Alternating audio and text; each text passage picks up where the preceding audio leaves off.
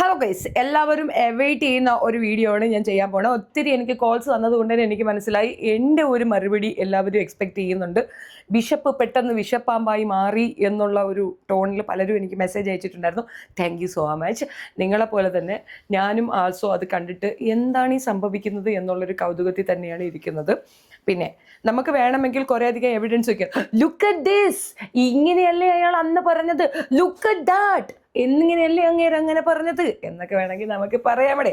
ഇതിൻ്റെ ഒന്നും ആവശ്യം ഈ ഒരു പ്രസ്തുത സംഗതിക്ക് ഇല്ല എന്നുള്ളതാണ് വസ്തുത. ഓക്കെ, ഇതെന്തെന്ന് പറഞ്ഞു കഴിഞ്ഞാൽ ഓരോരുത്തർക്കും ഓരോ പെർസ്പെക്റ്റീവ്സ് ഉണ്ടാകും. ഇംഗ്ലീഷൊക്കെ ശരിയാണോന്ന് നിങ്ങൾ സംശയം തോന്നണ്ട. എൻ്റെ ഇംഗ്ലീഷ് ഇങ്ങനെയൊക്കെയാണ്, ഇത് നിങ്ങളങ്ങോട്ട് അക്സെപ്റ്റ് ചെയ്തോളി, അത്ര തന്നെ. വിഷയം കിച്ചു ആണ്. ഞാൻ കിച്ചുവിൻ്റെ ഭാഗത്ത് നിന്ന് സംസാരിക്കുന്നതിൻ്റെ ഒരു കാരണം ഞാൻ പറഞ്ഞുതരാം. കിച്ചുവിനെ പറ്റി വളരെ രീതിയിലുള്ള മോശപ്പെട്ട കാര്യങ്ങളുടെ തുടക്കക്കാരി ഞാനാണെന്നാണ് എൻ്റെ ഒരു വിശ്വാസം. കാരണം കിച്ചുവിന് ഇങ്ങനെ ഒരു കേസ് വന്ന കാര്യമൊക്കെ ഞാനാണ് പബ്ലിഷ് ചെയ്തിട്ടുണ്ടായിരുന്നത്.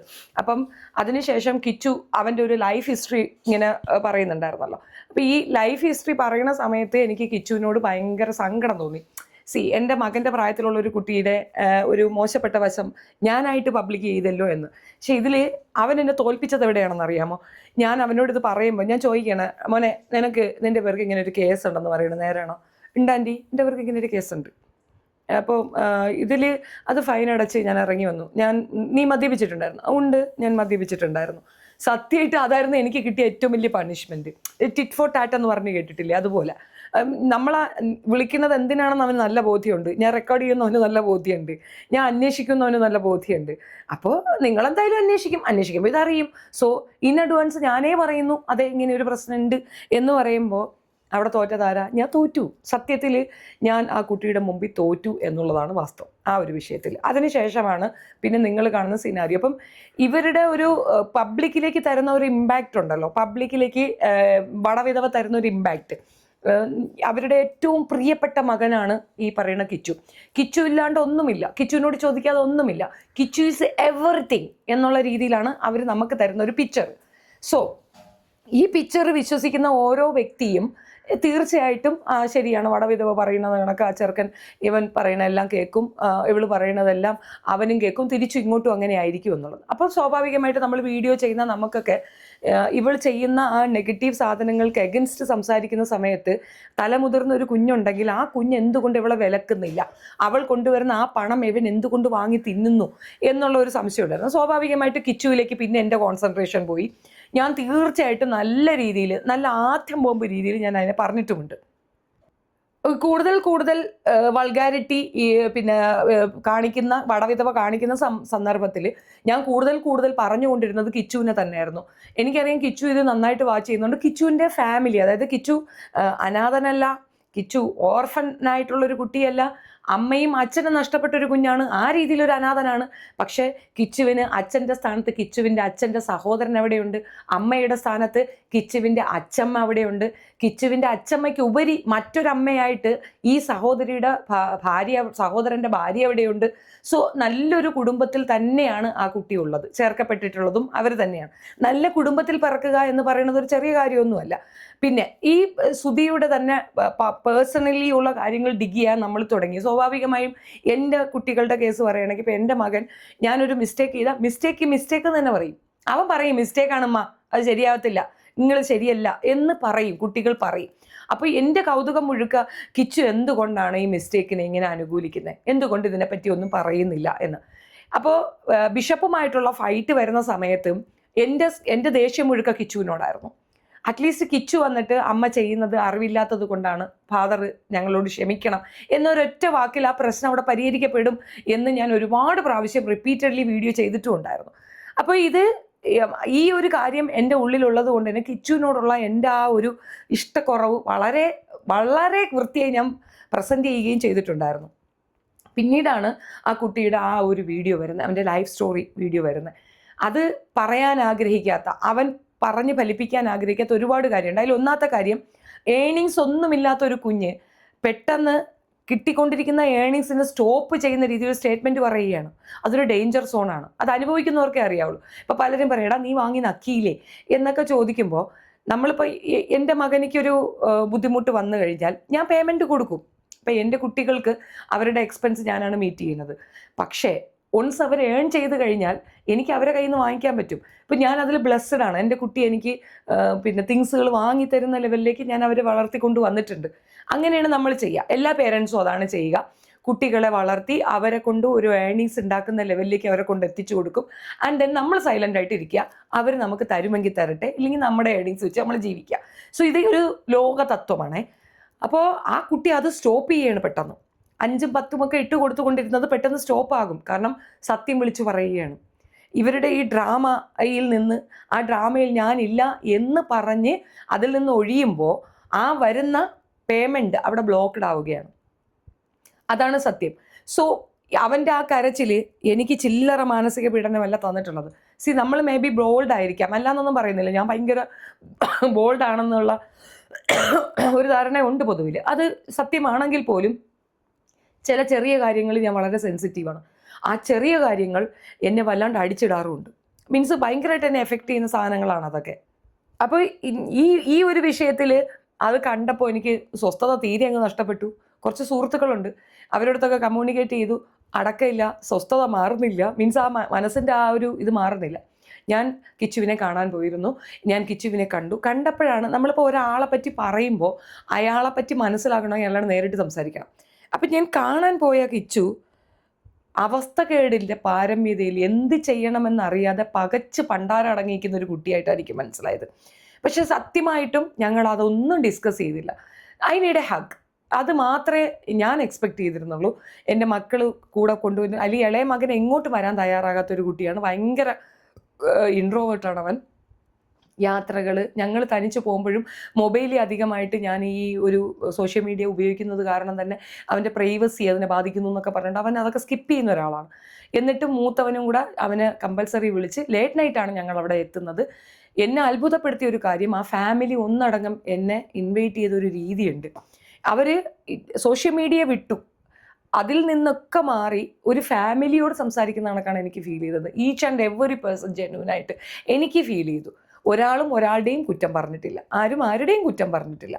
പക്ഷേ അവരുടെയൊക്കെ മനസ്സിലുള്ള ദണ്ണങ്ങൾ അവർ പറഞ്ഞു. അത് ആർക്കെങ്കിലും കുറ്റമായി പെട്ടാൽ അത് നമുക്കൊന്നും ചെയ്യാനാകത്തില്ല. പക്ഷെ അവർ വളരെ ക്ലിയർ ആയിട്ട് പറഞ്ഞതാണ്. അതിൽ ആ അമ്മ മൗനമായി എല്ലാം കേട്ടുകൊണ്ടിരുന്നു. വേണമെങ്കിൽ കുറേയൊക്കെ പറയാം അവർക്ക്, അവരൊന്നും പറഞ്ഞില്ല, എല്ലാം കേട്ടുകൊണ്ടിരുന്നു.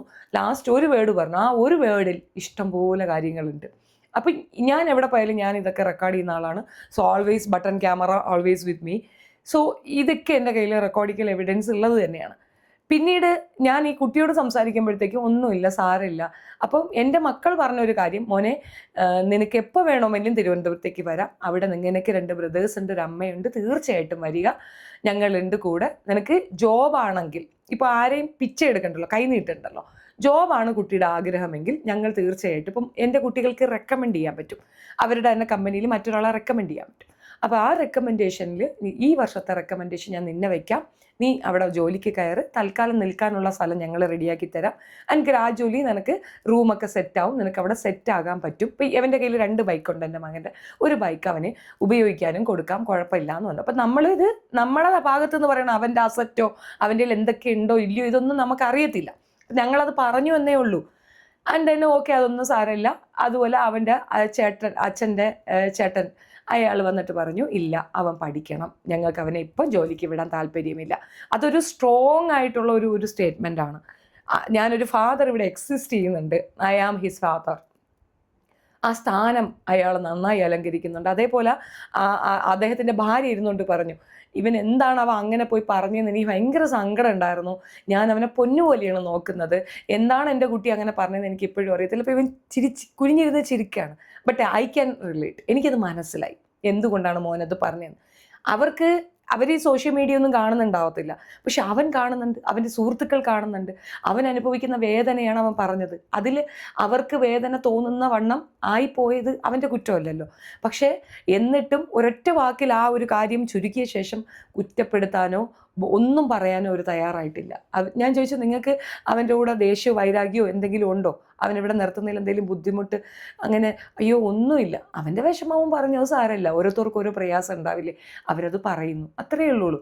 അങ്ങനെയായിരുന്നു ആ കുടുംബത്തിനെ ഞാൻ കണ്ടത്. ഗ്രേറ്റ് തിങ്, സൂപ്പർ ഫാമിലി എന്നുള്ളതാണ്. ആയുസ് അറിയാതെ, ഐ മീൻ ആയുസ് തീരുന്നതിന് മുമ്പ് തന്നെ അപകടത്തിൽ മരണപ്പെട്ടു പോയ ഒരു മകൻ, ആ മകൻ്റെ അഭാവത്തിൽ, ആ മകൻ്റെ അവസാനത്തെ അടയാളം എന്ന നിലയിൽ അവർ കാണുന്ന ആ മകൻ കിച്ചു എന്ന് പറയുന്നത് സുധിയുടെ പര്യായമാണ്. സുധിക്ക് പകരം അവർ കാണുന്ന ഒരു വ്യക്തിയാണ്. അവരുടെ മുന്നിൽ സുധി മരണപ്പെട്ടിട്ടില്ല, അവരുടെ മുന്നിൽ സുധി ജീവനോടെയുണ്ട്. അത് കിച്ചുവാണ്.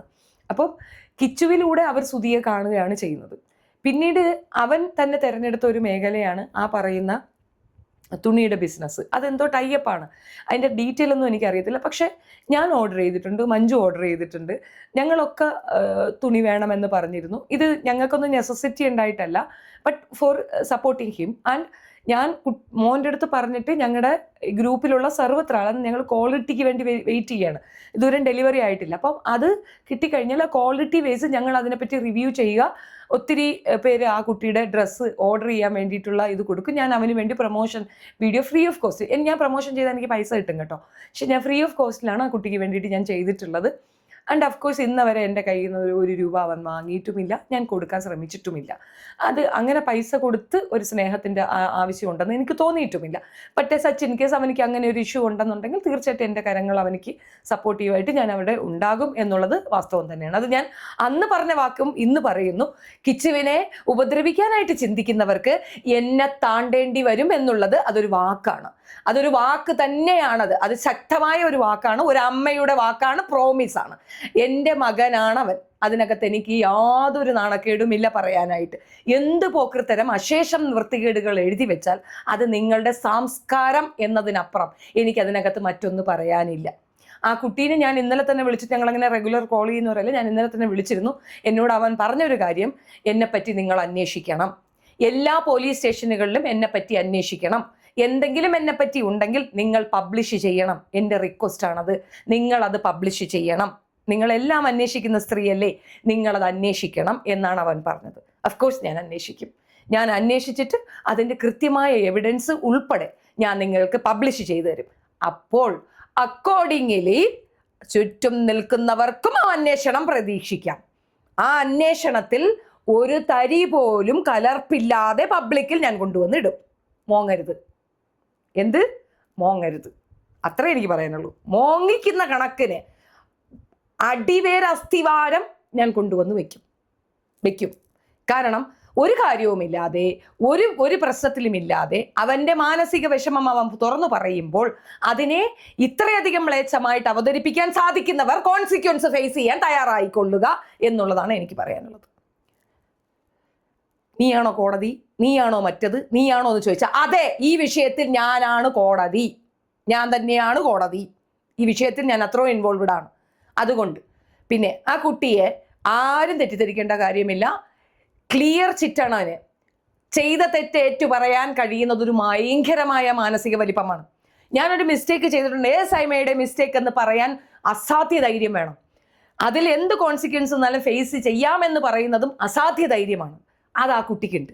നാളെയുടെ വാഗ്ദാനമാണ് അവൻ, അല്ലാതെ ഒടിഞ്ഞ് കുത്തിയിരിക്കുന്ന ബൈജു മിനി അല്ല അവൻ. നാളെയുടെ വാഗ്ദാനമാണ്, ഈ നാടിൻ്റെ പൗരനാണ്, അവൻ്റെ റൈറ്റ്ഫുൾ ആക്ടാണ് അവൻ കാണിച്ചിട്ടുള്ളത്. അതിനകത്ത് അവൻ്റെ ഒപ്പം തന്നെ നിൽക്കണം നിങ്ങൾ ഓരോ നാട്ടുകാരും എന്നുള്ളതാണ്. പിന്നെ റെസ്റ്റ്, ഫാദർ എന്തു പറഞ്ഞു, ബിഷപ്പ് എന്തു പറഞ്ഞു, അവരെന്തു പറഞ്ഞു, ബിഷപ്പാമ്പെന്ന് പറഞ്ഞോ, കുണ്ടനെന്ന് വിളിച്ചോ, അവരെ പറ്റി വീഡിയോ, ഇതൊന്നും നമ്മളെ സബ്ജക്റ്റ് അല്ല. ഒരു വിഷയത്തിൽ നമ്മൾ ഒരാൾക്ക് പ്രോബ്ലം എന്ന് പറഞ്ഞ് നമ്മളോട് റിക്വസ്റ്റ് ചെയ്ത് കഴിഞ്ഞാൽ തീർച്ചയായിട്ടും, ഇപ്പോൾ നമ്മൾ കണ്ടിട്ടുണ്ടല്ലോ, നിങ്ങൾ എൻ്റെ ലൈവിലൊക്കെ വന്ന് അദ്ദേഹം കമൻ്റ് ഇടുന്നത്, അദ്ദേഹം അന്ന് പറഞ്ഞ കാര്യങ്ങൾ ഇതുപോലെ പ്രോബ്ലത്തിൽ നിൽക്കുകയാണ്, സഹായിക്കണം എന്നുള്ള രീതിയിലാണ് അദ്ദേഹം സംസാരിച്ചിട്ടുള്ളത്. നമ്മൾ അതിന് വേണ്ടിയിട്ടുള്ള വീഡിയോസ് നമ്മൾ ചെയ്തിട്ടുണ്ടായിരുന്നു. അവർ പോയി മാപ്പ് പറഞ്ഞു, കാലി പിടിച്ചു. അദ്ദേഹത്തിന് ഇപ്പോൾ ഡെയിലി വിളിച്ച് വെഞ്ചരിപ്പൊക്കെ നടത്തുന്നുണ്ട്, ഡെയിലി വിളിച്ച് പ്രാർത്ഥനാ യോഗങ്ങളിൽ പങ്കെടുപ്പിക്കുന്നുണ്ട്. അപ്പോൾ അദ്ദേഹത്തിൻ്റെ മനസ്സിലെ കല്ല് മാറി, അദ്ദേഹത്തിന് സമാധാനമായി. കാരണം ഇപ്പോൾ അദ്ദേഹമാണ് അവിടുത്തെ മെയിൻ ഹെഡാക്കി അവിടെ വെച്ചിട്ടുണ്ട്. അപ്പോൾ അദ്ദേഹത്തിന് സന്തോഷമായി. ആ സന്തോഷ വർത്തമാനമാണ് അദ്ദേഹം പറയുന്നത്. അപ്പോൾ അത് നമ്മൾ നോക്കേണ്ട കാര്യമില്ല. ഒരു വ്യക്തിക്ക് ഒരു പ്രോബ്ലം ഉണ്ടെങ്കിലല്ലേ നമ്മൾ അതിനകത്ത് ഇൻ്റർഫിയർ ചെയ്യേണ്ട കാര്യമുള്ളൂ. അത് നമ്മളോട് റിക്വസ്റ്റ് ചെയ്താൽ മാത്രം ചെയ്യുന്ന ഒരു കാര്യമാണ്. പിന്നെ പ്രോപ്പർട്ടിയുടെ കേസ്, അതൊക്കെ നമ്മളോട് പറഞ്ഞിട്ടുണ്ടായിരുന്നു. നമ്മളാൽ കഴിയുന്ന രീതിയിൽ നമ്മൾ ബ്രോക്കേഴ്സിന് അറേഞ്ച് ചെയ്ത് കൊടുത്തിട്ടുണ്ടായിരുന്നു. ബട്ട് പ്രൈസിൻ്റെ ഇതിനകത്ത് മാച്ചപ്പ് ആകുന്നുണ്ടായിരുന്നില്ല. അപ്പോൾ അതൊന്നും നമ്മൾ സംസാരിക്കേണ്ട കാര്യമില്ല. It's A quite personal talking ആണ്. അതൊന്നും നമ്മളിവിടെ അവതരിപ്പിക്കാനോ സംസാരിക്കാനോ ഒന്നും തയ്യാറാകുന്നില്ല. എനിക്ക് പൊതുസമൂഹത്തിനോട് പറയുന്ന ഒരു കാര്യം, ഞാൻ പൊതുസമൂഹത്തിനോട് റിക്വസ്റ്റ് ചെയ്യുന്ന ഒരു കാര്യം, പ്ലീസ് ദയവ് ചെയ്തിട്ട് അവന് കൂടുതൽ അവസരങ്ങൾ വാങ്ങിച്ചു കൊടുക്കും. നിങ്ങളെ സുധിയുടെ മകനെന്ന് കൺസേൺ ചെയ്യേണ്ട. ഒരു യങ് ജനറേഷൻ, അത്യാവശ്യം കലാവാസനയുള്ള കലാപരമായ കഴിവുകളുള്ള ഒരു കുട്ടി, അവൻ ജയിച്ചു വരട്ടെ, അവൻ മുന്നേറട്ടെ. പിന്നെ നമ്മുടെ സാംസ്കാരിക കേരളത്തിന് ഉപകരിക്കുന്ന ഒരു കുഞ്ഞാണത്. ചെറിയ പ്രായത്തിൽ പല തെറ്റുകളും ചെയ്യും. ഇപ്പോൾ എനിക്കുമുണ്ട് 2 ആൺമക്കൾ. എൻ്റെ മൂത്ത മകൻ്റെ കേസിലും ഇതുപോലെ ചെറിയ ചെറിയ സ്പെല്ലിംഗ് മിസ്റ്റേക്കുകൾ വന്ന ആ സ്പോട്ടിൽ പിടിച്ചിട്ടുണ്ട്. ഞാൻ അതിൽ നിന്ന് തിരിച്ചു മാറ്റി വിട്ടിട്ടുണ്ട്. ആ തെറ്റിലേക്ക് അവൻ എത്തുന്നതിന് മുമ്പ് അവനെ പിടിച്ച് ഞാൻ മാറ്റിയിട്ടുണ്ട്. ചെയ്യരുത് എന്ന് പറഞ്ഞിട്ടുണ്ട്. അത് പറയാനുള്ള പക്വബലമായിട്ട് അവൻ്റെ അമ്മയായി ഞാനിവിടെ എക്സിസ്റ്റ് ചെയ്തത് കൊണ്ടാണ്. പക്ഷെ കിച്ചുവിന് അങ്ങനെ ഒരു അമ്മയില്ല. കാരണം ആ സ്ത്രീ മരണപ്പെട്ടു പോയി. പാവപ്പെട്ട സ്ത്രീ മരണപ്പെട്ടു പോയി. മാത്രമല്ല അവൻ്റെ അച്ഛനുമായിട്ടുള്ള അലസണ്ടയിൽ അവർക്ക് നേരത്തെ തന്നെ അവിടുന്ന് സ്കിപ്പായി പോകേണ്ട ഒരു അവസ്ഥയും വന്നിട്ടുണ്ടായിരുന്നു. അപ്പോൾ അങ്ങനെ ഒരു അമ്മയില്ലാതെ വളർന്ന ഒരു ബാല്യം അവനുണ്ട്. പിന്നെ ചേട്ടൻ്റെ ഭാര്യ ഉണ്ട്. പക്ഷെ അവർക്ക് ചില ലിമിറ്റേഷൻ ഉണ്ട്.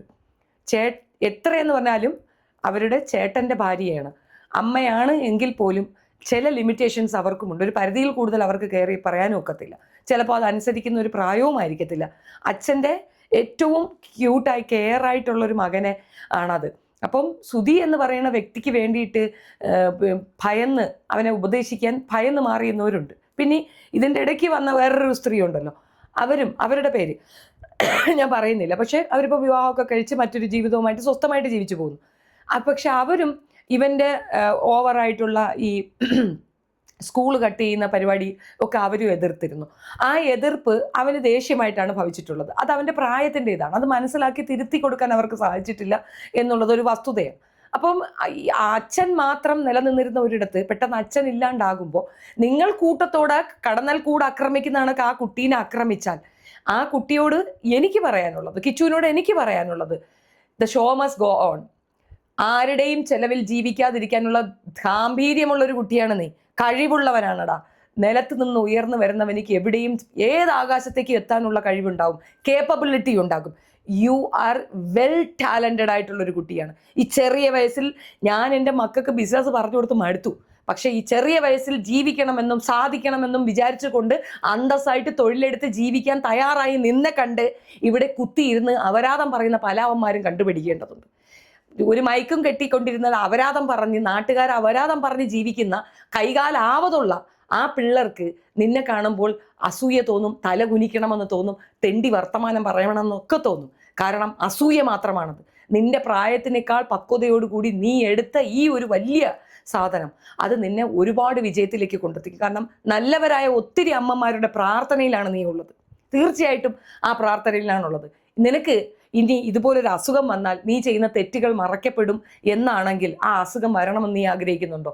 ആഗ്രഹിക്കരുത് മകനെ. നമുക്കങ്ങനെ ഒരു അസുഖം വരേണ്ട കാര്യമില്ല. അങ്ങനെ അസുഖം വരുന്നത് ദുഷ്ടമനസ്സുകൾക്കാണ്. ദുഷ്ടമനസ്സുകൾക്ക് അങ്ങനത്തെ അസുഖങ്ങൾ വരികയും അതിൽ കൂടെ നാട്ടുകാരുടെ സിമ്പതി കിട്ടുകയും മടവിൽപ്പന ഉൾപ്പെടെയുള്ള എല്ലാം മാപ്പാക്കപ്പെടുകയും ചെയ്യുന്ന ഒരു വലിയ സാഹചര്യമുണ്ട് കേരളത്തിൽ. എല്ലാവരുമല്ല, പൊതുബോധമുള്ള, മനുഷ്യത്വമുള്ള, സാംസ്കാരിക ബോധമുള്ള, സംസ്കാര സമ്പന്നരായ കുടുംബത്തിൽ പിറന്ന നല്ല തന്തയ്ക്കും തള്ളയ്ക്കും പിറന്ന ഒരപ്പനിക്ക് ജനിച്ചവർക്ക് ആ ചെയ്തത് തെറ്റ് എന്ന് തന്നെ പറയാൻ പറ്റും. പല തന്ത സിൻഡ്രം ഉള്ളവർക്ക് ഇങ്ങനെ പലതും പറയാൻ പറ്റും. സോ അവരെയൊന്നും നമ്മൾ കൺസേണേ ചെയ്യേണ്ട Kichu. The show must go on. നീ നന്നായി ചെയ്യുക, നന്നായി പെർഫോം ചെയ്യുക, പഠിക്കുക. പക്വബലമായി ഞങ്ങൾ കുറേ അമ്മമാർ നിൻ്റെ ഒപ്പമുണ്ട്. നിനക്ക് വേണ്ട എന്നറിയാം. കിച്ചുവിന് ഈ സപ്പോർട്ടിൻ്റെ ഒന്നും ആവശ്യമില്ല. പക്ഷേ എന്നാൽ പോലും ഞങ്ങളുടെ ഒക്കെ പ്രാർത്ഥനയും സപ്പോർട്ടും ഉണ്ട്. ഞാൻ എൻ്റെ മക്കളെ വേണ്ടി പ്രാർത്ഥിക്കുന്ന എൻ്റെ പ്രാർത്ഥനയിൽ എൻ്റെ കുട്ടി ഉണ്ടാകും എന്നുള്ളത് ഉറപ്പിച്ച കാര്യമാണ്. പിന്നെ ആരുടെയെങ്കിലും എച്ചിലിന് പോയി വെയിറ്റ് ചെയ്യാതിരിക്കുക. പേട്ട് പില്ല് എന്ന് പറഞ്ഞ 500 രൂപ പത്രം വാങ്ങിച്ച് മുദ്രപത്രത്തിൽ ഒപ്പിട്ട് ചുരുട്ടിക്കൂട്ടി മുഖത്ത് വലിച്ചെറിയാനുള്ള ആർജവം കാണിച്ചാൽ നീ സുധിക്ക് പറഞ്ഞത് തന്നെയാണ്. നിന്റെ തന്തയ്ക്ക് ആ ഒരു ധൈര്യം ഉണ്ടായിരുന്നു എങ്കിൽ ഇന്നൊരു ദിവസം നീ ഇത് കാണേണ്ടി വരുന്നത്. പക്ഷെ ആ ധൈര്യം നീ കാണിക്കണമെന്നാണ് എനിക്ക് പറയാനുള്ളത്. 500 രൂപ പത്രം ഞാൻ പ്രോമിസ് ചെയ്യുന്നു നിനക്ക്. ഒപ്പിട്ട് മുഖത്തേക്ക് വലിച്ചെറിഞ്ഞ് കൊടുക്കുക. പിച്ച എടുത്താലും ഇത്തരത്തിലുള്ള ഔദാര്യത്തിന് പോയി കൈനീട്ടി നിൽക്കരുത്. ഞാൻ അതാ പറയണേ, അന്തസ്സുള്ളവർ പിച്ചയ്ക്ക് പോകരുത്. വല്ലവൻ്റെയും ദാനത്തിൽ ജീവിക്കാൻ ആഗ്രഹിക്കരുത്. അത്തരം ദാനം തരുന്നവൻ അത് വിളിച്ചു പറയുമെങ്കിൽ അത് ദാനമല്ലാതായി മാറുന്നു എന്നുള്ള കോമൺ സെൻസ് വേണം. അത് വേണം. നിന്റെ പേര് ഉപയോഗിച്ചുകൊണ്ട് മറ്റൊരാൾ നിന്റെ അസറ്റ് ഉപയോഗിക്കുന്നുണ്ടെങ്കിൽ അതിനെതിരെ കംപ്ലൈൻറ്റ് ഫയൽ ചെയ്യാനുള്ള റൈറ്റ്സ് നിനക്കുണ്ട്. ആ റൈറ്റ്സിൽ നിന്നെ ആ സാധനത്തിൽ നിന്ന് വിട്ട് കിട്ടണമെന്നും അത് കൊണ്ടുപോയി തിന്നോ എന്ന് പറയാനുള്ള ആർജവം നീ കാണിക്കണം കുട്ടി. 5 സെൻറ്റ് മണ്ണ് നിനക്ക് ഞാൻ ഓഫർ ചെയ്യുന്നു. 5 സെൻറ്റ് മണ്ണ് ഫ്രീ അല്ല മോനെ, പൈസ തരണം. പൈസ തന്ന് നീ വാങ്ങ്. ഞാൻ വാങ്ങിത്തരാം നിനക്ക്. അന്തസ്സായിട്ട് അതിനകത്ത് ഒരു കൊച്ചു കൂര കുത്ത്. ദേ ആൻറ്റി അവിടെ ഒരു വീട് വെച്ചിട്ടുണ്ട്, എല്ലാം മാണിയേറി 1 കോടി 2 കോടി ബഡ്ജറ്റിൽ വീട് വയ്ക്കുമ്പോൾ ഞാൻ വെച്ചത് ഒരു കൊച്ചു മുറിയാണ്. എൻ്റെ ഏറ്റവും വലിയ സ്വർഗമാണത്. ആ നാട്ടിലേക്ക് വെച്ച് 10ഉം 18ഉം നില ബിൽഡിങ്ങിനേക്കാൾ മൂല്യമുള്ള ഒരു വീടാണ് ഞാൻ വെച്ച വീട്. അതവിടെ ഉണ്ട്. അങ്ങനെ ഒരെണ്ണം വെക്കാനുള്ള ഉത്സാഹം കാണിക്കുക. നീ ജയിക്കും, നീ ജയിച്ച് തന്നെ വരും. ഒരാളുടെയും 10 പൈസ ഫ്രീ ആയിട്ട് വാങ്ങിക്കാതെ സ്വന്തം വിയർപ്പിൽ ഒരു കൊച്ചു മാടം കെട്ടിപ്പൊക്ക്. അതിലുള്ള അന്തസ്സോട് ജീവിക്കാൻ ശ്രമിക്കുകയാണ് വേണ്ടത്. ബാക്കി ഈ പറയുന്നതൊക്കെ ഖല്ലിവല്ലി എന്നുള്ള ആ ഒരു ഇഗ്നോറൻസിൽ ചവിട്ടറ്റി തൂര കളഞ്ഞിട്ട് നീ ജീവിക്കാൻ നോക്കുക. ലോകത്തൊരു ശക്തിക്കും മാറ്റിക്കൊണ്ടു പോകാൻ പറ്റാത്ത ഒരു കാര്യം നീ എന്ന മകൻ സുധിക്കുണ്ടായത് എന്നുള്ളതാണ്. എന്ത് തന്നെയാണെങ്കിലും നീ എന്ന മകൻ സുധിയുടെ മകനാണ്. അത് അംഗീകരിച്ചത് വേറെ ആരുമല്ല, സുധിയുടെ അമ്മയാണ്. നിന്നെ നെഞ്ചിലേറ്റി നിന്നെ കൊണ്ടു നിർത്തിയിരിക്കുന്നത്, നിന്നെ ചേർത്ത് പിടിക്കുന്നത് സുധിയുടെ അമ്മയാണ്. ആ ഭാഗ്യം ലോകത്ത് ഒരു കുട്ടിക്കും കിട്ടത്തില്ല, ഒരാൾക്കും കിട്ടത്തില്ല. ഒരാൾക്കും റീപ്ലേസ് ചെയ്യാൻ പറ്റാത്ത ഒരു സ്പേസിലിരിക്കുന്ന നീ എന്തിനാണ് ഇതൊക്കെ ഓർത്തിട്ട് വിഷമിക്കാനിരിക്കുന്നത് എന്നുള്ളതാണ് എനിക്ക് മനസ്സിലാവാത്തത്. സോ ഈ വിഷയത്തിൽ ഇത് മാത്രമേ എനിക്ക് പറയാനുള്ളൂ. ഞന്നാ പിന്നെ തത്താ പുത്താ വർത്തമാനം പറയാനോ ഇതിനൊരു ക്രോസ് ഇത് കൊണ്ടുവരാനോ കുറേ ഡീറ്റെയിലിംഗ് കൊണ്ടുവന്ന് വെച്ചിട്ട് അടപ്പോ ഇതാണ് രേഖ, ഇതാണോ രേഖ എന്ന് പറയാനോ ഒന്നും ഞാൻ വരുന്നില്ല. മനസ്സിലായില്ലേ? എന്തുകൊണ്ടെന്ന് പറഞ്ഞു കഴിഞ്ഞാൽ ചില വിഷയങ്ങളിൽ നമ്മൾ പാലിക്കേണ്ട മര്യാദകളുണ്ട്. അത് മര്യാദ പാലിക്കുന്നതിൻ്റെ കാരണം എൻ്റെ ഉമ്മ ഒരാൾക്ക് കിടന്നു കൊടുത്ത് തന്നെയാണ് എന്നെ ഉണ്ടാക്കിയത് എന്നുള്ള ഉറച്ച ബോധ്യമാണ്. നല്ല തന്തയ്ക്കും തള്ളയ്ക്കും അന്തസ്സുള്ള കുടുംബത്തിൽ ജനിച്ചു എന്നുള്ളതിനുകൊണ്ട് തന്നെയാണ് ആ ഒരു കാര്യം ഞാനിവിടെ കീപ്പ് ചെയ്യുന്നത്. So that's it. ഈ വിഷയത്തിനെ പറ്റി ഞാൻ വീണ്ടും ഒരു വീഡിയോ ചെയ്യുന്നതായിരിക്കും. കുറച്ച് റെഫറൻസും കൂടെ എടുക്കാനുണ്ട്. അതിനുശേഷം തീർച്ചയായിട്ടും ഇതിൻ്റെ ഒരു വിശദീകരണം ഞാൻ തരുന്നതായിരിക്കും. എന്നെ ട്രസ്റ്റ് ചെയ്യുന്ന, എന്നെ വിശ്വസിക്കുന്നവർക്ക് വേണ്ടി മാത്രമാണ് ഞാൻ ഈ വീഡിയോ ചെയ്തത്. ഇതിനകത്തേക്ക് വരാൻ താല്പര്യമില്ല. ഇന്നലെ എന്നെ ഒത്തിരി പേര് വിളിച്ചിട്ട് പറഞ്ഞു ഈ വിഷയത്തിൽ ചേച്ചി മിണ്ടരുത്, ചേച്ചി അനങ്ങരുത് എന്നാ പറഞ്ഞത്. അതിൻ്റെ കാരണം അവർ പറഞ്ഞിട്ടുണ്ട്, മറ്റൊന്നും കൊണ്ടല്ല, ഒരാളെയും ഭയന്നിട്ടുമല്ല. ചാക്കട, അതായത് വെറും തൊട്ടി ഈ എന്താ പറയണേ ചെളിയിൽ കിടക്കുന്നവരുമായിട്ട് നമ്മൾ മല്ലുപിടുത്തത്തിന് പോകരുതെന്ന് പറയും. അങ്ങനെ പോയാൽ നമ്മുടെ ദേഹത്തും ആ ചെളി പറ്റും. അങ്ങനെ പറ്റാതിരിക്കണമെങ്കിൽ നമ്മൾ എന്ത് ചെയ്യണം? അതിൽ നിന്ന് വഴിമാറി നടക്കണം എന്നാണ് പറഞ്ഞു തന്നിട്ടുള്ളത്. So that's it. നിങ്ങൾക്ക് വരും ദിവസങ്ങളിൽ ഞാൻ കൂടുതൽ information with evidence, with proof ഞാൻ കൊണ്ടുവന്ന് തരുന്നതായിരിക്കും. അപ്പോൾ കാണാൻ ബാക്കിയുള്ളത്. ഇപ്പോൾ കിച്ചുവിൻ്റെ അടുത്ത് ഞാൻ പറയുന്ന ഒരു കാര്യം, Kichu do your work properly. നീ രക്ഷപ്പെടും, നീ ജയിക്കും. നീ ഇപ്പം തന്നെ ജയിച്ചടാ, നീ ഇപ്പം തന്നെ ജയിച്ച് നിൽക്കുകയാണ്. നിന്നെ വിശ്വസിക്കുന്നവർ, നിന്നെ മനസ്സിലാക്കുന്നവർ, നിന്റെ ഒരു വാക്കുകൊണ്ട് പല വൃത്തികെട്ട മനുഷ്യരുടെയും യഥാർത്ഥ മുഖം ആളുകൾക്ക് കാണിച്ചു കൊടുക്കാൻ നിന്റെ ഒരു വാക്കിന് സാധിച്ചെങ്കിൽ നീ ഡോക്ടർ അല്ലടാ മോനെ, നീ ജോച്ചി അല്ലടാ മോനെ, നീ വേറെ ഏതോ ലെവലാണ്. അത്രയേ ഉള്ളൂ. നന്ദി, നല്ല നമസ്കാരം. ബൈ ദ വേ, വീഡിയോ ഇഷ്ടപ്പെടുകയാണെങ്കിൽ ലൈക്ക് ചെയ്യണം, ഷെയർ ചെയ്യണം, സബ്സ്ക്രൈബ് ചെയ്യണം. Thank you. ഹല്ലേലൂയ. സൂത്രം കർത്താവേ, സൂത്രം. ചൂത്രം കർത്താവേ, ചൂത്രം.